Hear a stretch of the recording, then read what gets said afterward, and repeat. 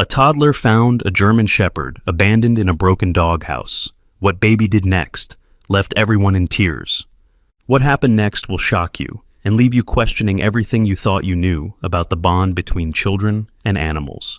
Before we begin this incredible journey, make sure to like this story, share it with someone who needs to hear it, subscribe for more heartwarming tales, and comment below to let us know where you're listening from around the world.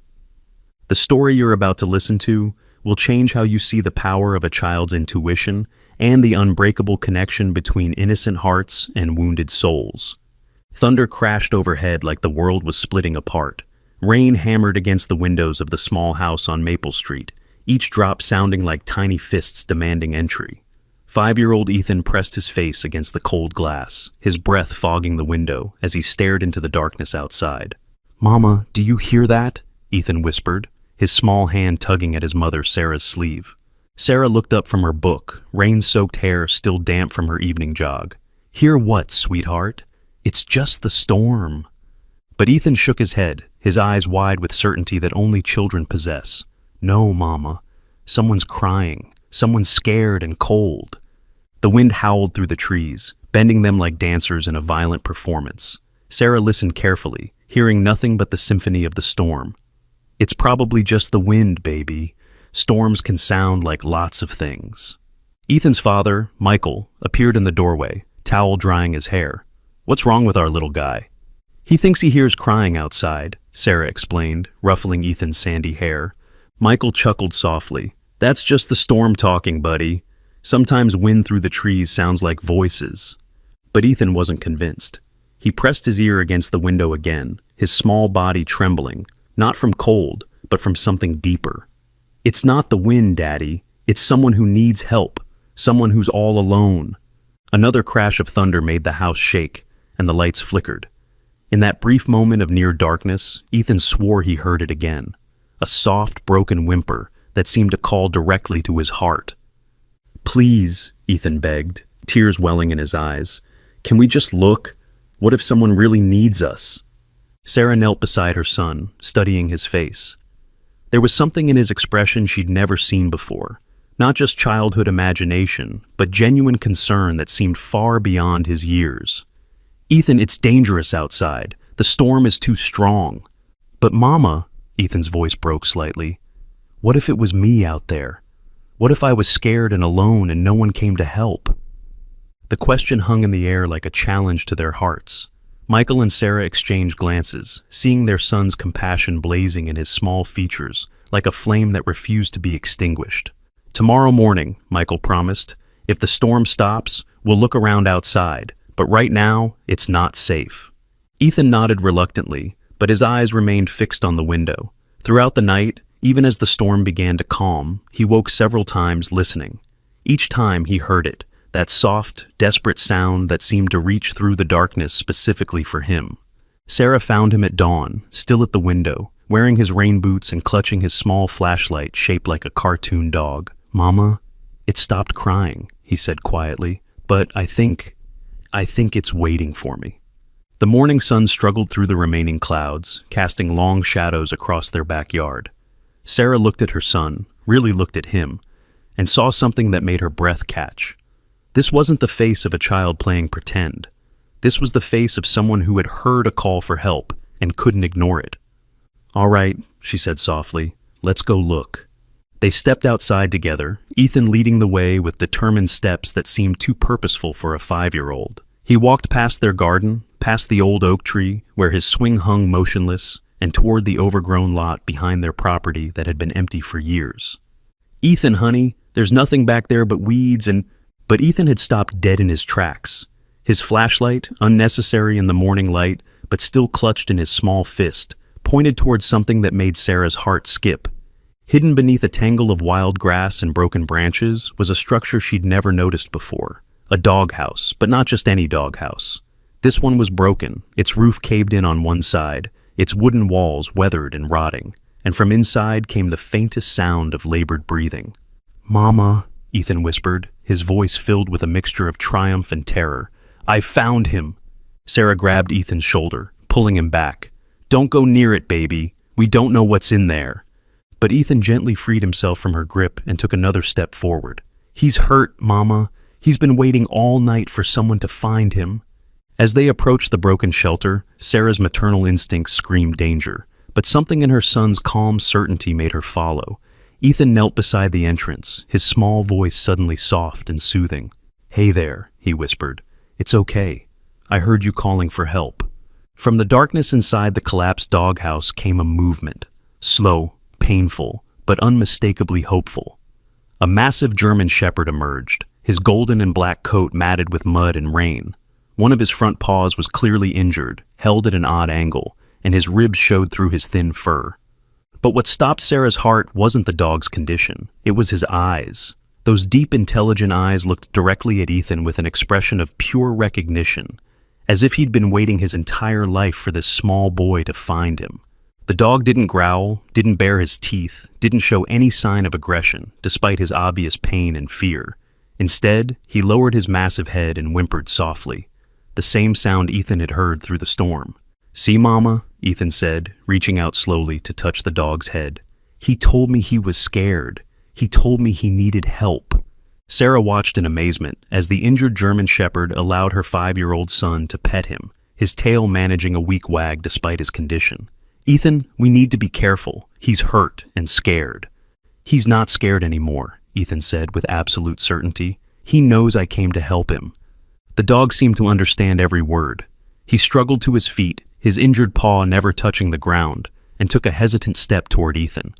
Then another, until he was close enough to gently rest his massive head against the little boy's chest. "I'm going to call you Buddy," Ethan announced, wrapping his small arms around the dog's neck. "And I promise I'll take care of you." Sarah felt tears spring to her eyes as she watched her son show the kind of unconditional love and acceptance that adults often struggle to give. "Ethan, we need to call Daddy, and probably a veterinarian. This dog needs medical help." But Ethan wasn't listening to practical concerns. He was having a conversation with Buddy, a one-sided conversation that somehow seemed to be understood perfectly. "You were lost, weren't you?" Ethan murmured, stroking the dog's matted fur. "Someone left you here, and you didn't know what to do. But it's okay now. I found you, and I'm never going to let anyone hurt you again." Buddy's response was to gently lick Ethan's face, his tail wagging with more strength than seemed possible for a dog in his condition. "Sarah?" Michael's voice called from their backyard. "Where are you guys?" "Back here," Sarah called, her voice thick with emotion. "Michael, you need to see this." When Michael appeared through the overgrown grass and saw his son sitting beside a massive German shepherd, his first instinct was panic. "Ethan, get away from that dog right now." "No, Daddy," Ethan said calmly, not moving an inch. "This is Buddy. He's hurt, and he needs our help. He's been waiting for us." Michael approached cautiously, but something in the scene made him slow down. The dog wasn't acting aggressive or territorial. Instead, he seemed to be seeking comfort and protection, specifically from their 5-year-old son. "Where did he come from?" Michael asked, kneeling beside Sarah. "He was in that broken doghouse," Sarah explained. "Ethan heard him crying during the storm. Michael, I've never seen anything like this. It's like they already know each other." Michael studied the dog's condition with growing concern. "He's been abandoned. Look at him. He's malnourished, injured, probably been out here for days, maybe weeks." Ethan looked up at his parents with eyes that held a wisdom far beyond his years. "He told me in my dreams last night that he was waiting for someone who would love him. He said he knew I would come." The adults exchanged glances, unsure how to respond to their son's certainty about his dream communication with a dog he had never met. But watching Buddy's calm acceptance of Ethan's presence, they couldn't deny that something extraordinary was happening. "Can we keep him, Mama? Please?" Ethan asked, his voice carrying the weight of every 5-year-old's most important request. "He doesn't have anyone else, and I promised I would take care of him." Before Sarah could answer, Buddy lifted his head and looked directly at her. In his eyes, she saw something that made her breath catch. Not just pain and hope, but intelligence and gratitude. This dog somehow understood that her son had saved his life. "We need to get him to a veterinarian first," Michael said practically. "Then we'll see about everything else." But as they prepared to help Buddy to their car, Ethan made an announcement that would change everything. "Daddy, Buddy says there's someone bad who hurt him. Someone who might come looking for him. He's scared that person will find him here. Michael frowned. Ethan, dogs don't... His words were cut off by the sound of a car engine idling at the end of their street. Through the trees, they could see a rusted pickup truck parked where it had a clear view of their backyard. Buddy's entire body tensed. A low growl rumbled from his chest, not directed at the family, but toward the unseen vehicle. His hackles rose, and despite his injuries, he positioned himself protectively between Ethan and the direction of the truck. The engine revved once, twice, then slowly drove away, but the message was clear. Someone had been watching. Someone knew exactly where Buddy was. "Mama," Ethan whispered, his arms tightening around Buddy's neck, "I think the bad person found us." The truck's engine faded into the distance, but the fear it left behind hung in the air like smoke. Buddy's muscles remained tense, his ears perked forward, listening for any sign of danger. Sarah and Michael exchanged worried glances over their son's head, both thinking the same thing. How could a 5-year-old know about someone bad connected to this dog? "We need to get him inside," Michael said, his voice low and urgent. "Now." Getting Buddy to the house proved more challenging than expected. The injured German Shepherd was larger than any of them had anticipated, and his hurt paw made walking difficult. But what amazed them most was how he seemed to understand the urgency of the situation. Despite his pain, Buddy limped along beside Ethan, never once pulling away or showing aggression. "It's okay, Buddy," Ethan murmured as they slowly made their way across the yard. "You're safe now. The bad man can't hurt you anymore." Once inside, Sarah immediately called their family veterinarian, Dr. Martinez, explaining the situation in hushed tones while Michael kept watch at the windows. Ethan, meanwhile, had taken it upon himself to make Buddy comfortable, bringing him water in his own cereal bowl and offering him half of his peanut butter sandwich. "Ethan, you shouldn't feed him until the vet checks him," Sarah said gently. "But he's hungry, Mama. He hasn't eaten in so long." Ethan's voice carried a conviction that made Sarah pause. "He told me his tummy hurts from being empty." Buddy ate the sandwich pieces slowly, carefully, as if he couldn't quite believe food was being offered freely. His eyes never left Ethan's face, watching the little boy with an intensity that was both touching and unsettling. Dr. Martinez arrived within an hour, a kind woman in her 50s who had been treating the family's pets for years, but even she seemed surprised by what she found. "This is remarkable," she said after examining Buddy thoroughly. "He's malnourished and has a fractured paw that's been untreated for weeks, but his temperament is incredibly calm. Most dogs in his condition would be aggressive, or at least fearful of strangers. He's not afraid because Ethan found him," Sarah explained, watching as her son sat patiently beside Buddy during the examination. They seemed to have some kind of connection. Dr. Martinez nodded, but her expression was troubled. "I need to ask you something important. This dog has signs of previous abuse, old scars, healed breaks that were never properly treated. And he has no microchip, no collar, no identification. Where exactly did you find him?" Michael described the broken doghouse in the empty lot, and Dr. Martinez's frown deepened. "I need to report this. Dogs don't end up in that condition by accident. Someone was responsible for his care and failed him badly." "What does that mean for us?" Sarah asked, though she already suspected the answer would complicate their lives. "It means someone might come looking for him, and it means we need to document his condition in case there are legal issues." As if sensing the adult's concern, Buddy lifted his head and looked directly at Ethan. The little boy immediately understood the unspoken communication. "Buddy says his name wasn't always Buddy," Ethan announced quietly. "He says the bad man called him something else, something mean, but he likes Buddy better because it means friend." Dr. Martinez paused in her examination. "Ethan, what else does Buddy tell you?" The question surprised the adults. They had expected the veterinarian to dismiss their son's claims about communicating with the dog. Instead, she seemed genuinely interested. "He says he lived in a dark place before, and he says the bad man hurt other dogs too, not just him. He says he ran away during a big storm, but he couldn't run very far because his paw was hurt." Sarah felt a chill run down her spine. "Ethan, you can't possibly know all that." "But I do, Mama. Buddy shows me pictures in my head when I close my eyes. He's really smart, and he remembers everything."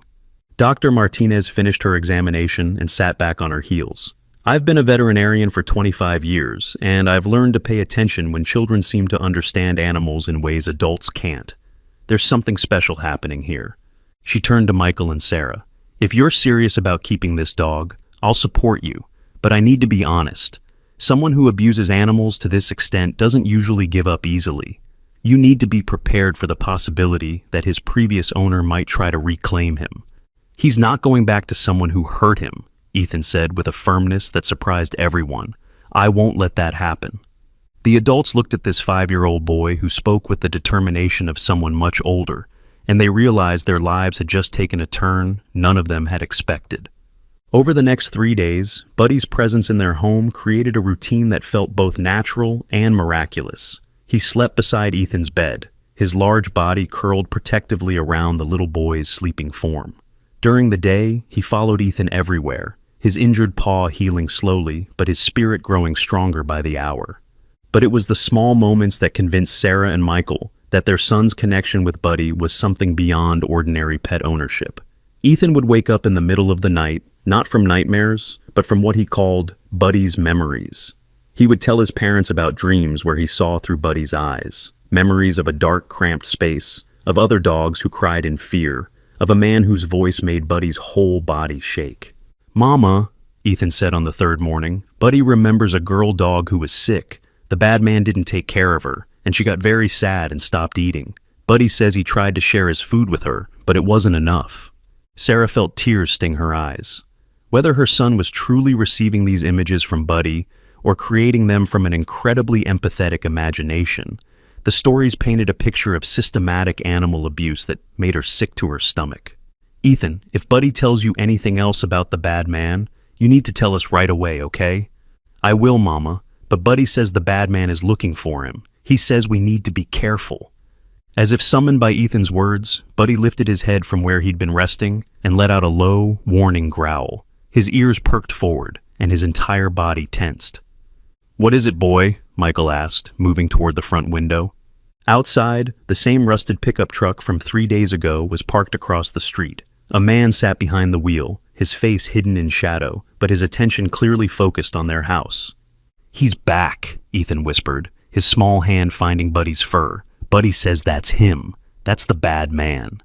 The truck sat there for nearly an hour, its engine occasionally revving as if the driver was deciding whether to approach.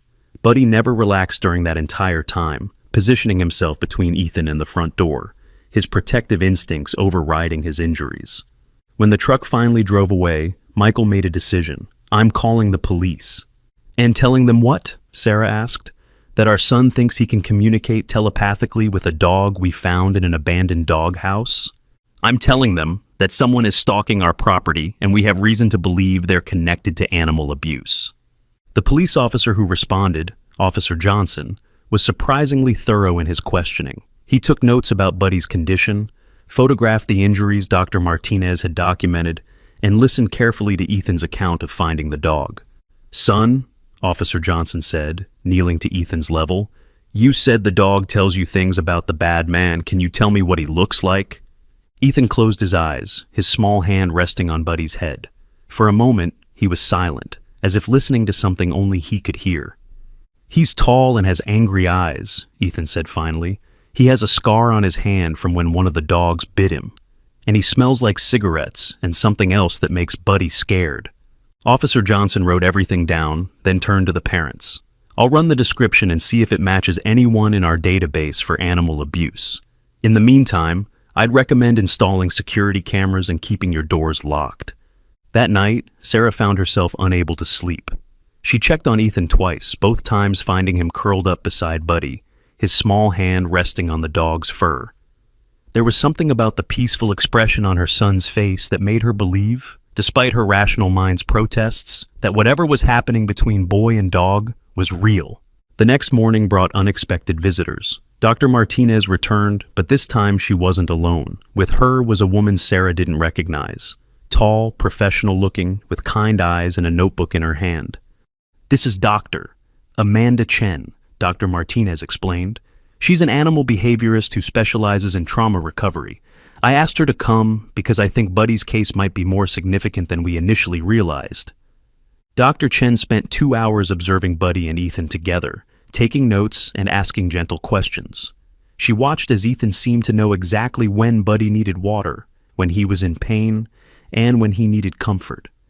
"I've never seen anything quite like this," Dr. Chen admitted to the parents while Ethan played in the backyard with Buddy. "Your son appears to have an extraordinary ability to read this dog's emotional and physical states. It's not telepathy, but it's something beyond normal human-animal communication." "Is that normal?" Sarah asked. "It's rare, but not unheard of. Some children, especially those with high empathy levels, can develop incredibly strong bonds with traumatized animals. The animal learns to trust completely, and the child learns to interpret the animal's needs with remarkable accuracy." She paused, watching Ethan and Buddy through the window. "But there's something else. Based on Buddy's behavioral patterns and the stories your son has told you, I believe this dog was likely used in illegal dogfighting operations. The injuries, the fear responses, the signs of systematic abuse, they all point to that conclusion." Michael felt his blood run cold. Dogfighting? It's more common than people realize, and it's incredibly dangerous for everyone involved. If Buddy escaped from that kind of operation, his previous owner won't give up easily. These dogs represent significant financial investment to the people who abuse them.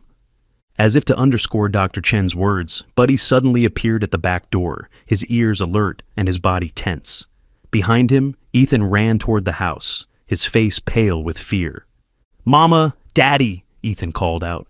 "Buddy says the bad man is coming back. He says this time he's not just watching, he's coming to take Buddy away." The adults looked at each other, then at the dog who stood protectively in front of the little boy, his intelligent eyes conveying a message that transcended species. "I will not let anyone hurt this child." Outside, the sound of a truck engine grew louder, closer than it had ever been before. This time, it wasn't just passing by. This time, it was pulling into their driveway. "Everyone stay inside," Michael ordered, moving toward the front door, "and call 911. But as Sarah reached for the phone, Ethan's voice stopped her cold. "Mama, Buddy says the bad man has a gun. He says he's not going to ask nicely this time."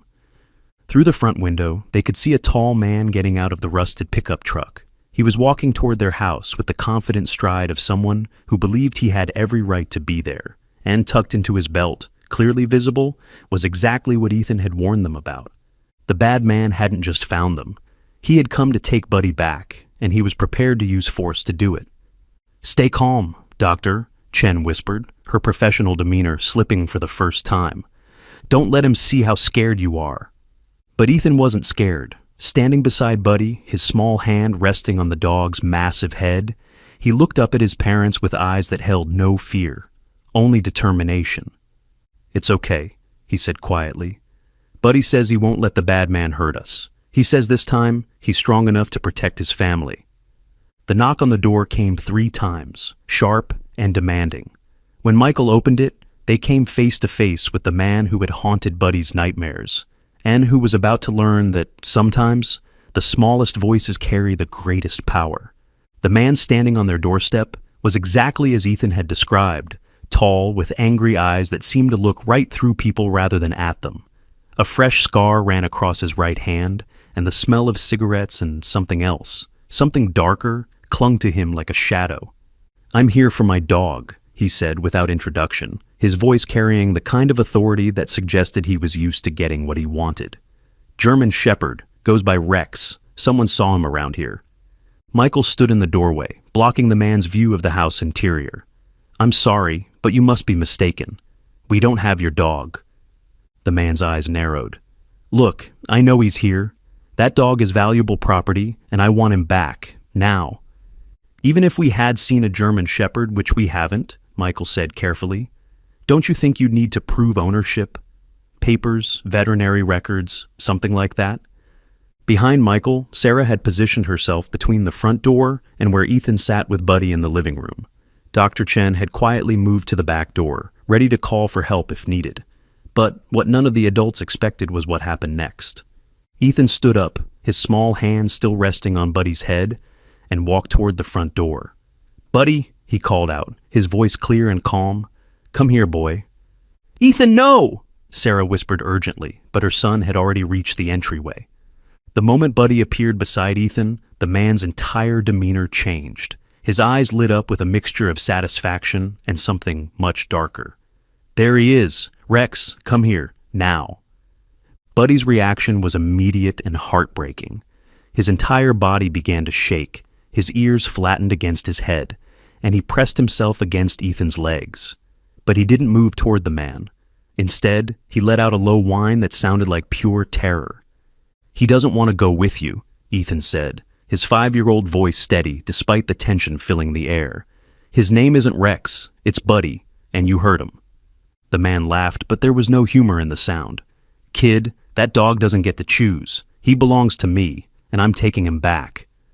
"No," Ethan said simply. "You can't have him." The man took a step forward, his hand moving toward the gun at his belt. "Listen, kid, this is between me and your parents. That dog is worth a lot of money to me, and I'm not leaving without him." Michael moved protectively in front of his son. "Sir, I'm going to have to ask you to leave our property. If you believe you have a legal claim to this dog, you can pursue it through proper channels." "Legal claim?" The man spat on their porch. "I don't need legal claims. I raised that dog from a pup, trained him myself. He knows exactly what happens when he doesn't obey."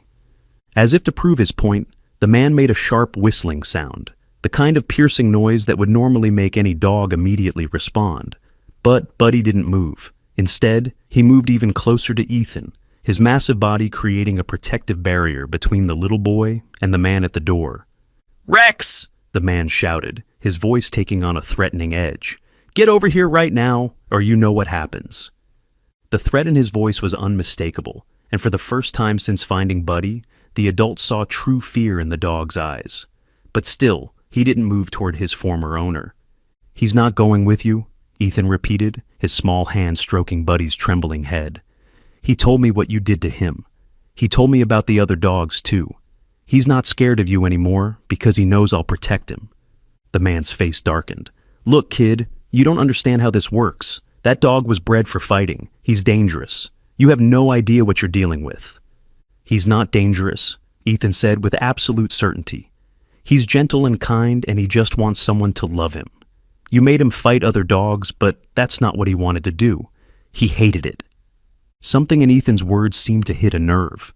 The man's hand moved closer to his weapon. "How could you possibly know that?" "Because he tells me," Ethan said simply.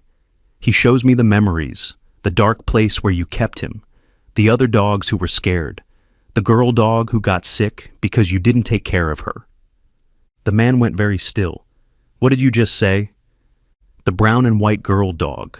She had sad eyes and she wouldn't eat. Buddy tried to share his food with her, but you got angry and hurt him for it. She died because you didn't care." Sarah felt her blood run cold. Dr. Chen moved closer, her phone ready to call 911.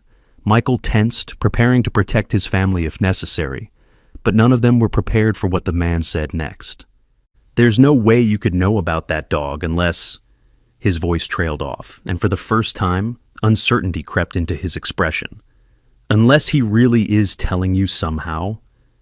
The admission hung in the air like a confession. This man had just confirmed everything Ethan had claimed about the abuse, about other dogs, about systematic cruelty that had gone on for who knows how long. "I'm calling the police," Sarah announced, her voice shaking with anger rather than fear. "Wait," the man said, but now his voice carried a different tone. "Look, maybe we can work something out. That dog, he was special, smart, too smart for his own good sometimes. If he's really telling you things—" "He is," Ethan said, "and he told me something else too. He told me where you keep the other dogs. He remembers the place, the barn with the red roof behind the gas station on Highway 9. The man's face went pale. "That's impossible!" "Buddy remembers everything," Ethan continued, his voice gaining strength. "He remembers the cages that were too small. He remembers the dogs who were hurt so bad they couldn't fight anymore. He remembers what you did to them." Dr. Chen stepped forward, her professional training taking over. "Sir, I'm an animal behaviorist, and I can tell you that this dog shows clear signs of systematic abuse and trauma associated with dogfighting operations. If you leave now, we might be willing to let this matter drop. But if you continue to threaten this family or attempt to take this dog—" "You'll what?" the man sneered, but his earlier confidence was gone. "Call the cops? Tell them a 5-year-old kid can read a dog's mind?" "No," a new voice said from behind them. "We'll tell them about the illegal dogfighting operation you're running." Everyone turned to see Officer Johnson approaching from the street, his hand resting on his radio. "I've been watching this conversation from my patrol car, and I heard some very interesting things." The man's hand moved away from his gun, but his eyes darted between the police officer and the door, calculating his options. "Officer," Michael said, relief evident in his voice, "this man claims to own our dog, but based on what we've learned, we believe the dog was stolen or abused." Officer Johnson nodded. "I ran the description your son gave me yesterday through our database. Turns out we've been looking for a man matching this gentleman's description in connection with an illegal dogfighting ring. Several complaints, but no concrete evidence." He looked directly at the man on the porch. "Until now." "You can't prove anything," the man said, but his voice lacked conviction. "Actually," Dr. Chen interjected, "we can. This dog's injuries are consistent with forced fighting. The healed fractures, the bite marks, the psychological trauma, it's all documented. And if what this child says is true about a location on Highway 9. "Buddy says there are still dogs there," Ethan added quietly. "3 of them. They're scared and hungry and waiting for someone to help them."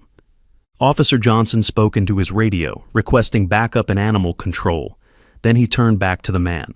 "Sir, I'm going to need you to come with me for questioning, and we're going to need to take a look at that property your young friend here mentioned." The man looked at Buddy one more time, and something passed between them, a final acknowledgement that their relationship had permanently changed. "That dog was worth more money than you people will ever see," he said bitterly. "He's not worth money," Ethan replied, his arms wrapped around Buddy's neck. "He's worth love, and love isn't something you can buy or sell or take away from someone." As Officer Johnson led the man away, Buddy's entire body seemed to relax for the first time since they'd found him. The constant tension, the fearful glances toward windows and doors, the protective positioning, all of it melted away like ice in sunshine. "It's over, boy," Michael said softly, kneeling beside his son and the dog. "He can't hurt you anymore." But the real healing was just beginning. Over the following weeks, as the legal proceedings unfolded and the man was charged with multiple counts of animal abuse and illegal gambling, Buddy transformed before their eyes. The scared, injured dog who had cowered in a broken doghouse became a confident, loving companion who followed Ethan everywhere with joy rather than fear. The veterinary visits became routine checkups rather than emergency treatments. Buddy's paw healed completely. His weight returned to normal, and his coat regained its lustrous shine. But, more importantly, his spirit came back to life. "Mama, Buddy had a dream last night," Ethan announced one morning over breakfast. "But it wasn't a scary dream. He dreamed about running in a big field with no fences, and nobody was yelling at him to fight." Sarah smiled, watching as Buddy lay peacefully beside Ethan's chair, occasionally accepting bits of bacon that her son sneaked to him. What else did he dream about? He dreamed that he had a real family who loved him no matter what. And when he woke up, he realized it wasn't a dream anymore. The breakthrough came on a Tuesday evening when Ethan fell asleep on the living room floor while watching television. Sarah was about to wake him and send him to bed when she noticed something extraordinary. Buddy had positioned himself next to Ethan, but not just as a companion. He was watching the little boy's breathing, occasionally nudging him gently when Ethan shifted into an uncomfortable position. When Ethan began to stir, showing signs of entering a lighter sleep phase, Buddy would rest his head on the child's chest, and Ethan would immediately settle back into peaceful sleep. "He's protecting his dreams," Sarah whispered to Michael. "Buddy is making sure Ethan doesn't have nightmares." But the most remarkable change came when Ethan got sick with a fever a few weeks later. Sarah woke up in the middle of the night to find Buddy standing beside her bed, whining softly and pawing at her hand. "What is it, boy?" she asked, but Buddy was already leading her toward Ethan's room. Her son's fever had spiked dangerously high, far beyond what his earlier temperature had indicated. If Buddy hadn't alerted her, the situation could have become serious. "How did you know?" Sarah asked the dog as they waited in the emergency room for Ethan's fever to break. "How did you know he was getting worse?" Buddy simply rested his head on her lap, his eyes reflecting the same wisdom and love she saw every day between him and her son. Dr. Martinez, who had become not just their veterinarian but a close family friend, had an explanation. Dogs can sense changes in body temperature, heart rate, even chemical changes that precede illness. But Buddy's connection with Ethan goes beyond normal canine senses. They've bonded so completely that Buddy has appointed himself Ethan's personal guardian. The legal case concluded with the man receiving a 5-year prison sentence and lifetime ban from owning animals. The 3 dogs found at the Highway 9 location were rescued and eventually found loving homes. Officer Johnson told them that without Ethan's detailed information about the location, they might never have found the other animals in time. "Your son saved more than just Buddy," he explained. "He helped us shut down an operation that had been hurting animals for years." But for Ethan, the legal victory was less important than the daily victories he witnessed in Buddy's recovery. The dog who had once flinched at sudden movements now ran joyfully through their backyard. The animal who had been trained to fight now spent his days learning tricks that brought laughter instead of violence. "Buddy says he wants to learn how to shake hands," Ethan announced one afternoon. "Not to fight, but to say hello to people." And so they taught him, patiently working until Buddy could offer his paw in greeting to visitors, his tail wagging with pride at mastering this peaceful skill. The transformation was complete on the day Ethan decided Buddy needed a proper dog house, not to replace a broken shelter, but to have a place that was truly his own. They built it together, father and son, with Buddy supervising from a comfortable spot in the shade. When it was finished, painted bright blue with Buddy's name carefully lettered above the door, Ethan made a ceremony of showing it to his best friend. "This is your house, Buddy," he said solemnly. "Nobody can take it away from you, and nobody can hurt you here. This is where you live now, forever and always." Buddy sniffed the new structure carefully, walked around it twice, then looked back at Ethan with what could only be described as a smile. But instead of going inside, he lay down in front of the entrance, positioning himself where he could see both his new house and the back door of the human house where his family lived. "He doesn't want to sleep in there alone," Ethan observed. "He wants to be where he can protect all of us." That night, Sarah found Ethan curled up in a sleeping bag beside Buddy's new house, the boy and dog sleeping peacefully under the stars. When she tried to convince Ethan to come inside, he shook his head. "Buddy's first night in his new house shouldn't be alone, Mama. He needs to know his family is nearby." So Sarah brought out more sleeping bags, and the whole family spent that night camping in their backyard, christening Buddy's new home with love, laughter, and the kind of security that comes from knowing you're exactly where you belong. As they lay there under the moonlight, Buddy's head resting on Ethan's chest and his powerful body relaxed in complete trust, Sarah realized that her son had been right from the very beginning. Buddy hadn't just been calling for help during that storm, he had been calling for family. And somehow, through the mysterious connection between a compassionate child and a wounded animal, that call had been answered in the most perfect way possible. But their story was far from over. 3 months after Buddy's rescue, just when life had settled into a peaceful routine, something happened that would test everything they thought they knew about safety and protection. It started on a Thursday night in late autumn. The air had turned crisp, and Sarah had just finished putting Ethan to bed when Buddy began acting strangely. Instead of settling down for the night beside Ethan's bed as he usually did, the German Shepherd paced restlessly through the house, his ears perked and his nose working overtime. "What's wrong, boy?" Michael asked, looking up from his laptop. "You seem nervous." Buddy paused in his pacing and looked directly at Michael, his intelligent eyes conveying urgency. Then he walked to the front door and growled low in his throat. Not the terrified whimper he'd made when his former owner appeared, but a warning growl that suggested he sensed danger approaching. Sarah joined them in the living room, noting Buddy's agitated state. Maybe it's just a raccoon or something in the garbage. But Buddy's behavior became more insistent. He moved to each window in turn, sniffing at the frames and letting out soft whines. When he reached the kitchen window that faced their backyard, his growl became more pronounced. "Mama, Daddy, what's wrong with Buddy?" Ethan's voice came from the hallway. He had climbed out of bed and was rubbing his sleepy eyes. "We're not sure, sweetie," Sarah said. "He seems to hear something outside that we can't." Ethan walked over to Buddy and placed his small hand on the dog's head. For a moment, both boy and dog stood perfectly still, as if engaged in silent communication. Then Ethan's eyes widened with fear. "Someone's watching our house," he whispered. "Buddy says there's a man hiding by the fence. He's been there for a long time, just watching and waiting."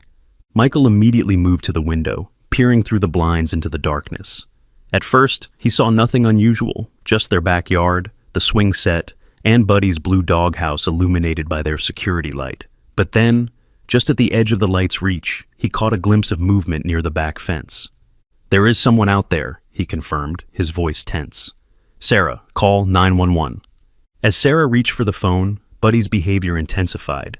He began barking, not his usual playful bark, but a deep, protective sound that echoed through the house like an alarm. Between barks, he would look at Ethan and whine, as if trying to communicate something urgent. "Buddy says the man has been coming here for 3 nights, Ethan translated, his voice shaking slightly. "He says the man has tools with him, bad tools that can hurt the fence and maybe hurt us." "Tools?" Michael asked, his blood running cold. "What kind of tools?" Ethan closed his eyes, concentrating on whatever message Buddy was sending him. "Metal things that can cut. And something else. Something that makes Buddy really scared." Before anyone could respond, they heard the sound that confirmed their worst fears, the metallic snap of wire cutters working on their chain-link fence. Someone was cutting their way into the backyard. "That's it," Michael said, grabbing his phone. "I'm calling Officer Johnson directly." But as he dialed, the cutting sounds stopped. Instead, they heard footsteps, deliberate, careful footsteps moving across their backyard toward the house. Buddy's barking became more frantic, and he positioned himself directly in front of Ethan, his protective instincts in full force. "Buddy says we need to go upstairs," Ethan said urgently. "He says the man knows about the back door. He knows how to get in." As if summoned by Ethan's words, they heard the unmistakable sound of someone testing the handle on their back door. The lock held, but the attempted entry sent a chill through the entire family. Michael grabbed a baseball bat from the hall closet while Sarah herded Ethan toward the staircase. But Buddy had other ideas. Instead of following them upstairs, he planted himself at the bottom of the steps, his massive body blocking access to the second floor. "Buddy, come on," Sarah called softly. "Come upstairs with us." But Buddy shook his head, an eerily human gesture that surprised them all. He was staying put, positioning himself between his family and whoever was trying to break into their home. The back door handle rattled again, more insistently this time. Then they heard the sound that made Sarah's heart stop, the squeak of the door opening. The lock had been picked or forced. "He's inside," Michael whispered into his phone to the 911 dispatcher. "Someone has broken into our house. We're upstairs with our son and our dog." Footsteps echoed through the kitchen, slow and deliberate. Whoever had entered their home wasn't trying to be quiet anymore. He wanted them to know he was there. Buddy's growling reached a new intensity, but he didn't move from his position at the base of the stairs. Instead, he crouched low, his powerful muscles coiled like springs ready to release. "Buddy says the man is looking for something," Ethan whispered from the top of the stairs. "He says the man is angry because the other bad man went to jail. He says this man wants to hurt us because we helped catch his friend." The realization hit Michael like a physical blow. This wasn't a random break-in. This was revenge. Someone connected to Buddy's former owner had come to settle a score. The footsteps moved from the kitchen into the living room, and they could hear furniture being pushed around, objects being thrown. The intruder was searching for something, or someone. "Here, boy," a rough voice called from downstairs. "Come here, Rex. I know you're in here somewhere." Buddy's entire body tensed at the sound of his former name, but he didn't move. Instead, he looked up at Ethan with eyes that conveyed a clear message. "I will protect you, no matter what." "Where are you hiding that dog?" the voice called, closer now to the stairs. "And where's the little kid who thinks he can talk to animals? I got some things to tell him about what happens to snitches." The threat was unmistakable, and it was directed at Ethan. Sarah pulled her son closer, her protective instincts matching Buddy's in their intensity. "The police are on their way," Michael called down the stairs, hoping to buy time. "You need to leave now before you make this worse for yourself." Laughter echoed from below, cold, bitter laughter that held no humor. "Police? You think I'm worried about the police? By the time they get here, I'll have what I came for and be long gone."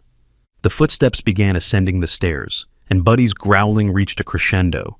But instead of charging down to meet the threat, he backed up slightly, allowing himself room to maneuver while still blocking access to the second floor. "Smart dog," the voice said, now only a few steps below where Buddy stood, but not smart enough. What happened next would be seared into their memories forever. As the intruder rounded the corner of the staircase, flashlight in one hand and something metallic in the other, Buddy didn't attack with the vicious training his former owner had tried to instill. Instead, he did something that demonstrated the complete transformation his love for Ethan had created. Buddy stood his ground, planted himself like an immovable force, and simply refused to let the man pass. When the intruder tried to push past him, Buddy used his considerable size and weight to gently but firmly block the way. When the man tried to step around him, Buddy moved to intercept. No violence, no aggression, just an absolute, unwavering refusal to allow harm to reach his family. "Move, you stupid mutt!" the man snarled, trying to shove Buddy aside. But Buddy had found something stronger than the fear and aggression that had been beaten into him. He had found love worth protecting, and that love made him immovable. The standoff continued for what felt like hours, but was probably only minutes. The man became increasingly frustrated with Buddy's passive resistance, while the dog remained calm but absolutely determined. Then they heard the most beautiful sound in the world, sirens approaching their house. Multiple vehicles, by the sound of it, growing louder by the second. The intruder heard them too. He looked down at Buddy, who hadn't moved from his protective position, and seemed to realize that his time had run out. "This isn't over," he muttered, but his voice had lost its threatening edge. He was trapped between a dog who wouldn't be moved and police who were surrounding the house. "Yes, it is," came a small voice from the top of the stairs. Ethan had quietly moved to where he could see down to where Buddy stood guard. "Buddy says you're just scared because your friend got in trouble for being mean to animals, but being mean back won't make anything better." The man looked up at the 5-year-old boy who had been instrumental in exposing the dogfighting operation, and something in his expression shifted. "Kid, you don't understand what you've done. That operation was supporting a lot of people. You've ruined lives." "No," Ethan replied with the simple clarity that only children possess. "The bad people ruin their own lives by hurting animals. Buddy and the other dogs never wanted to fight. They just wanted to be loved." Before the man could respond, the front door burst open and Officer Johnson's voice filled the house. "Police, everyone identify yourselves." "Upstairs," Michael called. "Families upstairs. Intruders on the staircase." The next few minutes were a controlled chaos of police officers securing the scene, the intruder being arrested, and statements being taken. But through it all, Buddy remained at his post until Officer Johnson himself came upstairs to check on the family. "You can relax now, boy," the officer said, scratching Buddy behind the ears. "Your family's safe." Only then did Buddy move from his position, bounding up the stairs to Ethan and covering the little boy's face with gentle licks.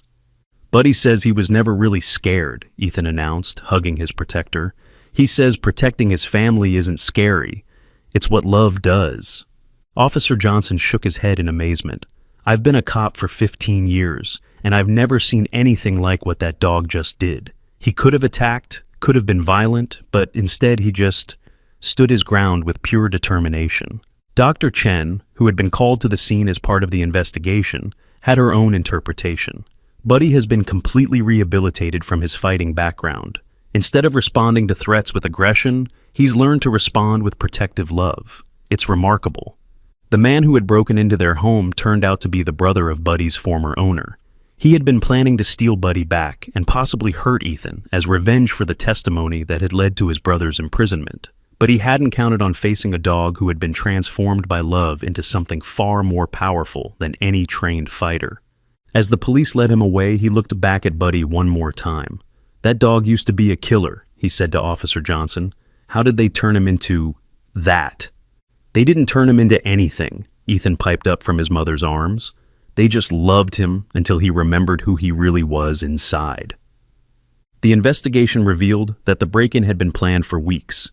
The man had been watching their house, learning their routines, and waiting for the right moment to strike. But he had underestimated both Buddy's protective instincts and the dog's complete transformation from a weapon into a guardian. "How did Buddy know he was there?" Sarah asked Dr. Chen later as they sat in their living room, trying to process what had happened. "He was acting strange for 3 days before tonight." "Dogs have senses we can barely understand," Dr. Chen explained. "They can detect scents that linger for days, hear sounds at frequencies we can't perceive, and sense emotional states in humans from remarkable distances. Buddy probably detected this man's presence and hostile intentions long before any of you could." But Ethan had his own explanation. Buddy says he remembers the smell of angry people. He says angry people smell different from sad people or happy people. He could smell that this man wanted to hurt us, so he got ready to protect us. That night, after all the police reports had been filed and the last officer had left, the family found themselves too wired to sleep. They sat together in the living room, Buddy sprawled across Ethan's lap, despite being far too large for the position. "I keep thinking about what could have happened," Sarah said quietly. "If Buddy hadn't warned us, if he hadn't been there." "But he was there," Michael pointed out. "He's always going to be there. That's what he does now. He protects his family." Ethan looked up from where he was stroking Buddy's fur. "Buddy says the bad people think dogs are just things they can use to hurt other dogs. But Buddy says dogs are really meant to love people and protect them. He says that's what makes dogs happy, taking care of their families." The simple truth of a 5-year-old's words hung in the air, profound in its innocence. A dog who had been trained to fight had found his true purpose in protection and love. The security company came the next day to upgrade their systems, but somehow the family felt that their best security would always be the German Shepherd, who had learned that love was stronger than fear, that protection was better than aggression, and that family was worth any sacrifice. As they settled into bed that second night, Buddy took up his usual position beside Ethan's bed, but Sarah noticed something different in his posture. Where once he had slept with one ear always alert for danger, now he slept peacefully, completely relaxed. He's not worried anymore, she realized, watching the dog's steady breathing. He knows he can handle whatever comes. But what came next would test not just Buddy's protective instincts, but the entire family's faith in the power of love to overcome hatred. What do you think Buddy sensed during those 3 days that the family couldn't detect? Share your thoughts about the incredible bond between animals and children in the comments below. The weeks following the break-in brought an unexpected development that would change not just their lives, but the lives of countless others. It started with a phone call from a local news reporter who had heard about the story through police channels. "We'd like to do a feature on your family and Buddy," the reporter, Jessica Chen, explained to Sarah over the phone. "The story of a child who can communicate with a rescue dog and how that dog has protected your family. It's exactly the kind of positive news people need to hear." Sarah was hesitant. "We're not really looking for publicity. We just want to live our lives quietly." "I understand," Jessica said. "But think about what your story could mean to other families considering pet adoption, or to people who think fighting dogs can never be rehabilitated. Your story proves that love can heal even the deepest trauma." After discussing it with Michael and, surprisingly, asking Ethan for his opinion, they agreed to a brief interview. What they didn't expect was how powerfully the story would resonate with viewers.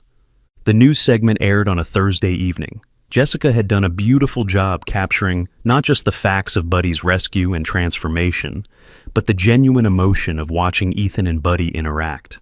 The camera caught moments that words couldn't describe.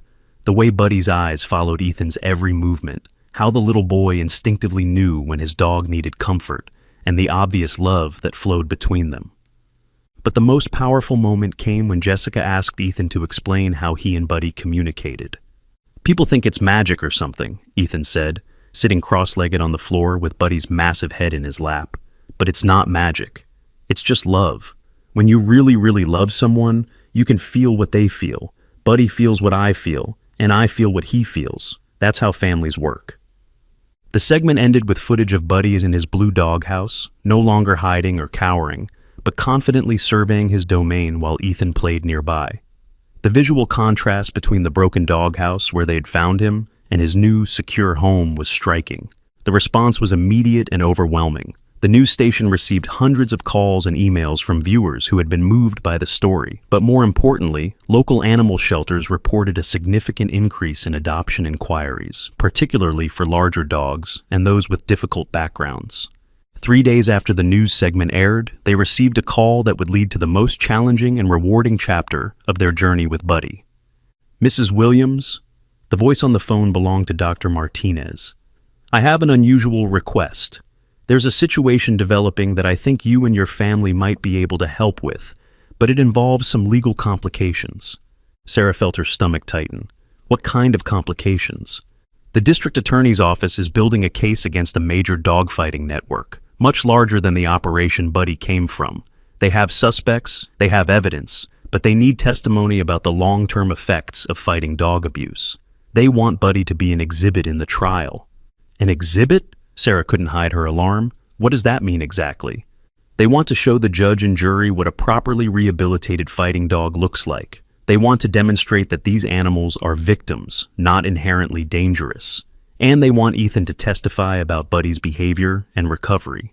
The idea of putting her 5-year-old son on a witness stand made Sarah's maternal instincts scream in protest.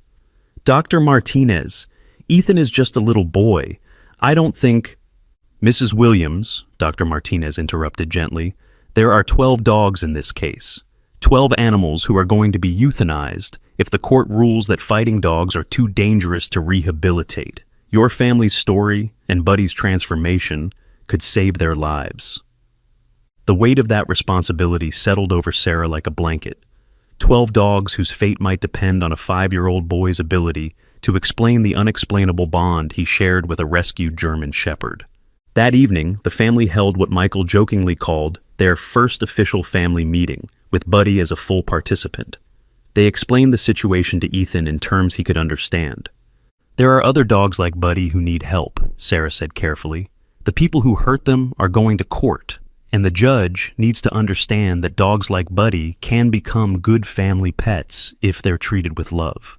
Ethan considered this seriously, his hand resting on Buddy's head as if drawing wisdom from their connection. What does Buddy think we should do? The question caught the adults off guard. They had been so focused on the human considerations, Ethan's age, the stress of testimony, the legal implications, that they hadn't considered what Buddy himself might want. Ethan closed his eyes for a moment, that familiar expression of concentration crossing his face. When he opened them again, his decision was clear. Buddy says we have to help. He says the other dogs are still having the scared dreams he used to have. He says if we can help them find families like ours, then they can have happy dreams instead. Michael knelt beside his son. Ethan, this would mean going to a courthouse and talking to a judge and lawyers. There would be a lot of people watching, and some of them might ask you hard questions about Buddy and what happened to him. Will Buddy be there with me? Ethan asked. If we do this, yes, Buddy would be there too. Ethan nodded decisively. Then it's okay. Buddy and I can do anything together. The next week was a whirlwind of preparation. The prosecutor, a sharp woman named Amanda Torres, visited their home to meet with Ethan and assess whether a 5-year-old could handle the pressure of testimony. She was initially skeptical. I've worked with child witnesses before, she told Michael and Sarah privately, but never one this young and never in a case this complex. Are you sure he can handle it? Her doubts evaporated when she observed Ethan and Buddy together. She watched as Ethan calmly guided Buddy through a series of commands, not the aggressive commands the dog had been trained for, but gentle requests that Buddy seemed eager to fulfill. She saw how Buddy positioned himself protectively when strangers approached Ethan, yet remained calm and non-threatening. This is remarkable, she admitted. I've seen the evidence from other cases. Dogs who were so traumatized by fighting that they had to be euthanized because they couldn't be safely handled. But this dog... Buddy's not broken anymore, Ethan said simply. He remembers how to be a good dog because we helped him remember that he was always good inside. Amanda Torres made a decision that would redefine how the legal system approached animal abuse cases. We're not just going to have you testify about Buddy's recovery, she told the family. We're going to build the entire case around the concept that these animals are victims who can be healed, not weapons that need to be destroyed. The trial began on a cold Monday morning in February. The courthouse was packed with reporters, animal rights activists, and curious citizens who had followed the story. But for Ethan, walking into that imposing building with Buddy at his side, it felt like just another day of being with his best friend. The first 2 days of the trial established the prosecution's case against the dogfighting network. The evidence was overwhelming: videos of fights, financial records showing the scope of the operation, and testimony from undercover investigators.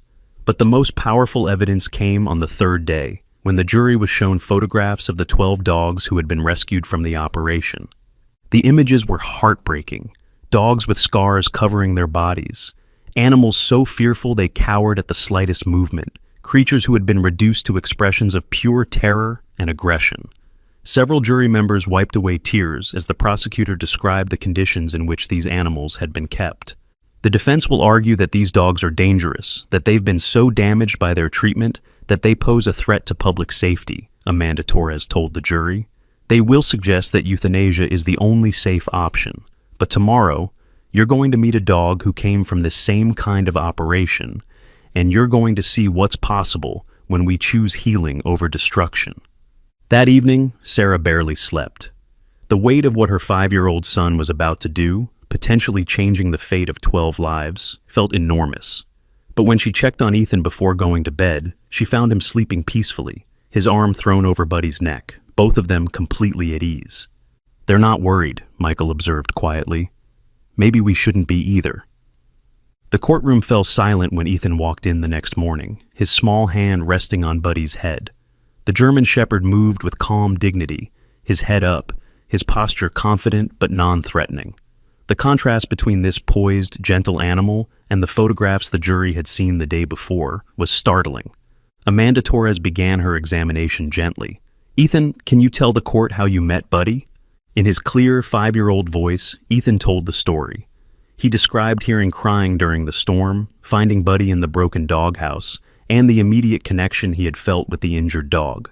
The courtroom listened in rapt attention, as this little boy described events that had changed not just one dog's life, but an entire family's understanding of love and healing. "Ethan," the prosecutor continued, "some people might say that Buddy was trained to be dangerous. Do you think Buddy is dangerous?" Ethan looked askance at Buddy, who was lying calmly beside the witness stand, his intelligent eyes focused on the boy's face. Buddy used to be scared, and sometimes when people are really scared, they might do scary things to protect themselves. But Buddy was never mean inside. He was just hurt and afraid. "How can you tell the difference?" The question prompted Ethan to give an answer that would be quoted in newspapers across the country. "Mean comes from wanting to hurt people. Scared comes from not wanting to get hurt. Buddy was never mean. He was just scared for a really long time. But when someone loves you and takes care of you, the scared goes away and the real you comes back." The defense attorney, a stern man who had clearly planned to aggressively cross-examine this child witness, seemed to reconsider his approach when he stood up. "How do you attack the testimony of a 5-year-old who speaks with such simple, devastating honesty?" "Ethan," he said, his voice noticeably gentler than it had been with previous witnesses, "isn't it true that you can't really know what Buddy is thinking? Aren't you just guessing about his feelings?" Ethan considered the question seriously. "I don't guess about Mama and Daddy's feelings. When they're sad, I can tell. When they're happy, I can tell. It's the same with Buddy. When you love someone, you pay attention to how they feel. But Buddy is a dog, not a person." "Yes," Ethan agreed, "but love works the same way with everyone. Love means paying attention and caring about how someone feels, whether they're a person or a dog or anything else." The defense attorney paused, clearly realizing that this child's simple wisdom was dismantling his entire argument. In desperation, he played his final card. "Ethan, what if I told you that Buddy might hurt someone someday? What if I said that dogs like Buddy are too dangerous to live in neighborhoods with children?" The courtroom held its breath. This was the central question of the case, whether fighting dogs could ever truly be safe in society. Ethan looked at the lawyer with the patient expression children reserve for adults who don't understand obvious things. "But you're wrong," he said simply. "Buddy protects children. He protected me from the bad man who broke into our house. He would never hurt a child because protecting children is what Buddy does now." Then Ethan did something that no one expected. He stood up and walked over to Buddy, kneeling beside the massive dog. "Buddy, show them." What happened next would become legendary in legal circles. Buddy, responding to Ethan's request, demonstrated the gentle behavior that had become second nature to him. He offered his paw to shake hands, rolled over to show his belly in the ultimate gesture of trust, and then, in the most powerful moment of all, gently took Ethan's hand in his mouth. The same mouth that had once been trained to fight, and held it with such delicate care that not even the most skeptical observer could doubt his complete transformation. "Buddy's mouth is strong enough to hurt someone," Ethan explained to the silent courtroom, "but he chooses to be gentle because that's who he really is inside." The jury deliberated for less than an hour. When they returned, their verdict was unanimous. The dogfighting operation would be shut down permanently, its operators would face maximum sentences, And most importantly, all 12 rescued dogs would be placed in rehabilitation programs rather than euthanized. But the real victory came in the weeks that followed, when animal shelters across the state reported unprecedented adoption rates for dogs with difficult backgrounds. Ethan and Buddy's testimony had changed not just legal precedent, but public perception of what was possible when love met trauma. The final surprise came 6 months later, when the Humane Society presented Ethan with their first ever Youth Advocacy Award. As he stood on the stage, still small enough that he had to use a step stool to reach the microphone, Buddy sat beside him with the dignity of a dog who knew his life had meaning. "Thank you for this award," Ethan said to the crowd of animal advocates and reporters, "but I didn't do anything special. I just listened when Buddy needed help, and I loved him when he was scared. Anyone can do that. You just have to remember that every animal who seems mean or scary is really just asking for someone to love them." As they walked off the stage together, a reporter called out, "Ethan, what's next for you and Buddy?" Ethan paused, his hand resting on Buddy's head as he considered the question with 5-year-old seriousness. "Buddy says there are still lots of animals who need help, so I guess we'll keep helping them until they all have families who love them." That night, as Sarah tucked Ethan into bed, she found herself marveling at how a storm, a whimper in the darkness, and a little boy's refusal to ignore a cry for help had created ripples that were still spreading across their community and beyond. "Mama," Ethan said sleepily, "Buddy wants to know if we can get him a bigger doghouse soon."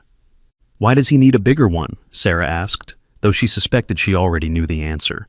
"Because maybe someday we'll find another dog who needs help, and Buddy wants to make sure there's room for them too." Sarah smiled, realizing that their journey with Buddy hadn't ended.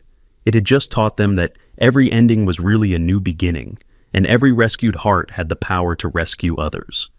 Buddy didn't just find a home that stormy night. He found a purpose, a family, and proof that love really can heal any wound and overcome any fear.